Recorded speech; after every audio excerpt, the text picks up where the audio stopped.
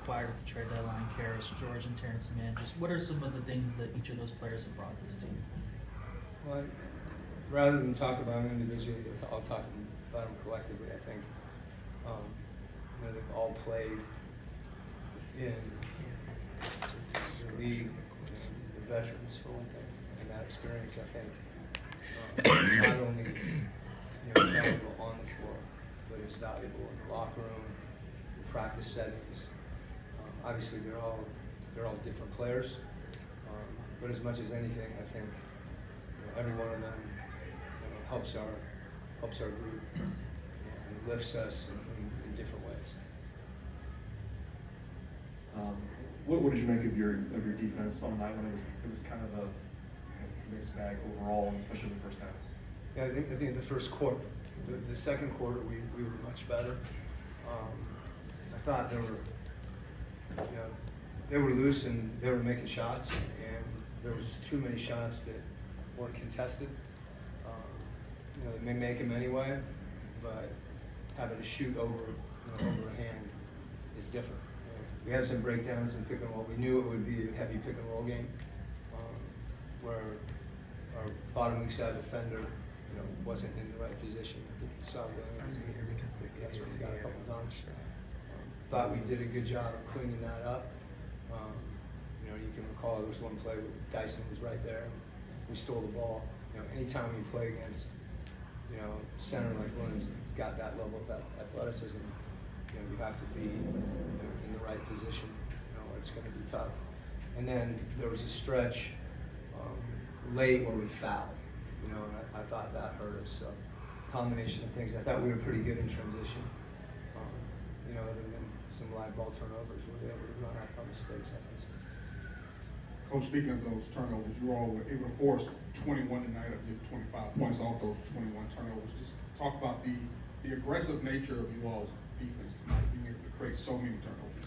Well, it's something I talked to the team about. I thought we got really good effort and good play from everybody that went in the game. When you play in a 10-man rotation like we did tonight, that's one of the things that you should be able to have an advantage, with that aggressiveness. Guys are fresher, and other than giving up some uncontested threes, I thought Dom got a couple steals tonight, the elbow, and everybody.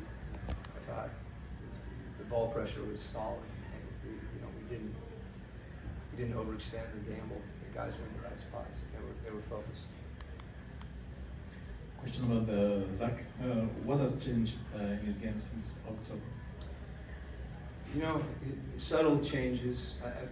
Every time I talk about Zach, the first thing I talk about is his competitiveness and his work ethic.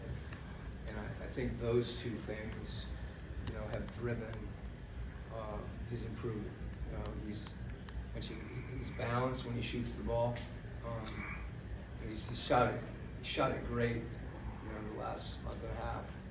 I don't know the exact numbers, but he's knocking down shots, and he's very comfortable. He's not hesitating in any way.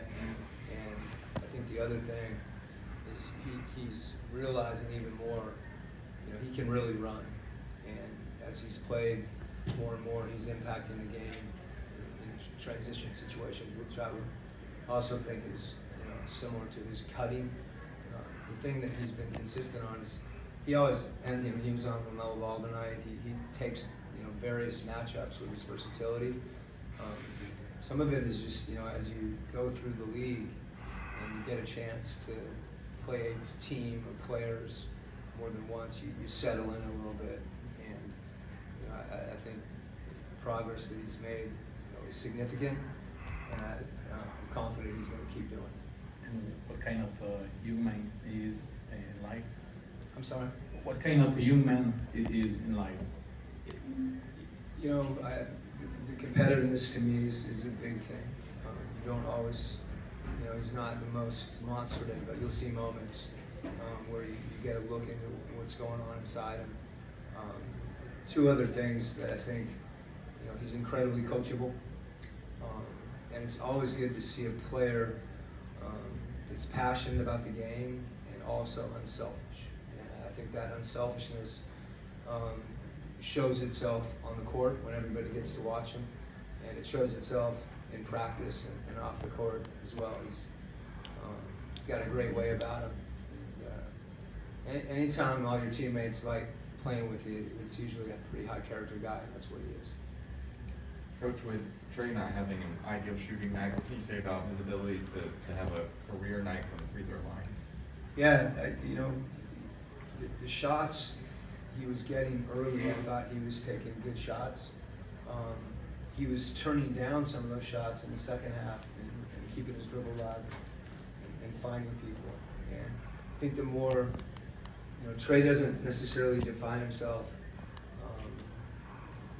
in those two situations as far as shot making and assists. He's good at both of them, but I think he puts a lot of pressure on the defense, and that's what you saw tonight. He was going by people, and a lot of times when somebody that's really quick goes by you, there's opportunities to draw fouls, and it's hard to stay in front of him.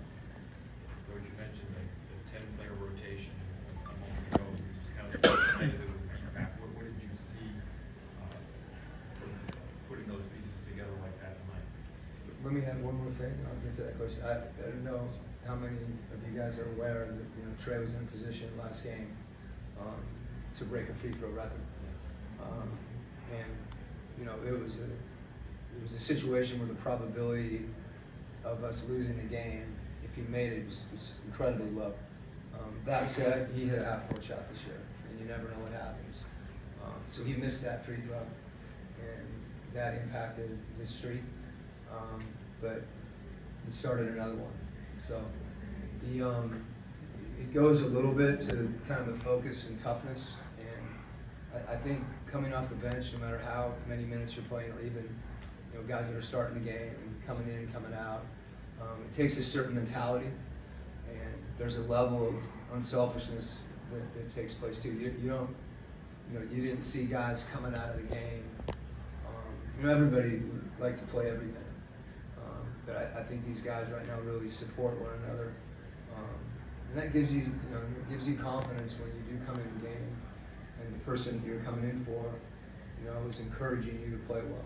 And that's what we saw tonight. I thought, Beat made a couple really big plays. He got fouled on that 1-3, and he made it under 3, and that was a real pivotal point in the game. And that's kind of emblematic, I think, of what those guys, how they're approaching that. He doesn't take that shot if he doesn't have the support of all his teammates. And that gives you confidence.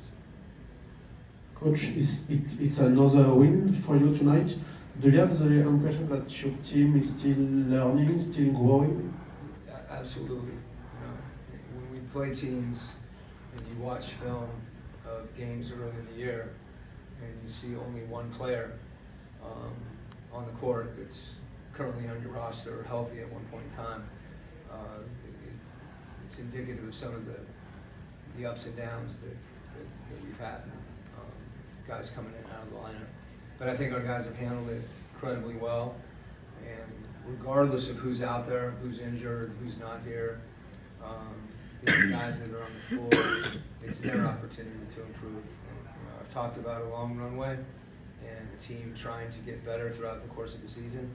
That becomes more challenging when you don't have as much continuity, but it's there. And our group is still, we're practicing. And guys are embracing that because they want to get better. Coach, I wanted to ask you mentioned him earlier, Don, with the steals, but I just wanted to ask you what you've seen out of him defensively, especially being able to switch and all of that. Yeah, he's a really smart player, and I think he's able to anticipate situations where he gets his hand on the ball. And it's unique when you have a player that literally plays every play. You find yourself able to impact things that maybe you didn't anticipate.